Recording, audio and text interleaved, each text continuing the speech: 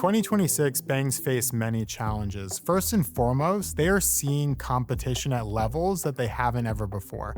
When you look at the data, over $2 trillion of deposits have left the community banks and have gone to the fintechs. On top of that, half of checking accounts are now being opened at the fintechs. So first and foremost, they really need to establish a strategy on not only how to acquire new customers, but also retain those customers and grow those relationships. Brick and mortar branches can actually play a really important role in helping banks grow deposits in an increasingly digital environment. The perception has been that branches are really there to retain that relationship, and the online channel is there to grow it. And these channels have historically been disconnected. But what we've seen with our customers is that the majority of deposits actually come through the branch about 2 times more than they do online. What's really key there is unifying the branch and the online experience. First and foremost, you need to have the right tools in the branch that allow you to start in one place, pick it up in another.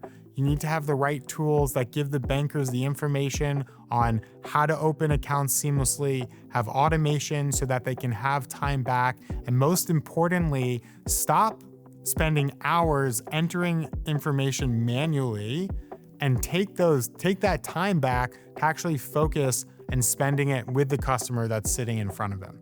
67% of banks have seen an increase in fraud attempts over the past year. Now, the majority of that happens online, but we're starting to see an increase on the branches, in ATMs, and some of the physical footprint.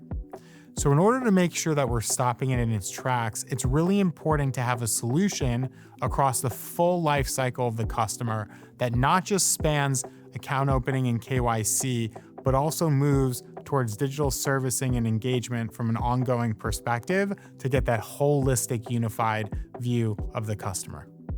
What happens is a bank is afraid of letting fraud in the door. And so then they start adding a lot of friction into the application process. They start putting people into manual review. And ultimately, that's a really painful customer experience that leads to customers not signing up for accounts, abandoning the application, and ultimately hindering their growth.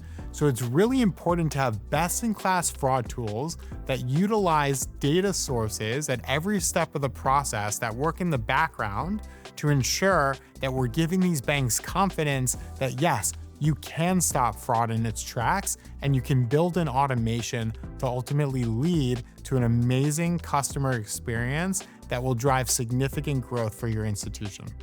We believe that you should have a simple, frictionless experience, but it must be compliant and it must stop fraud. You can't have speed at the expense of safety.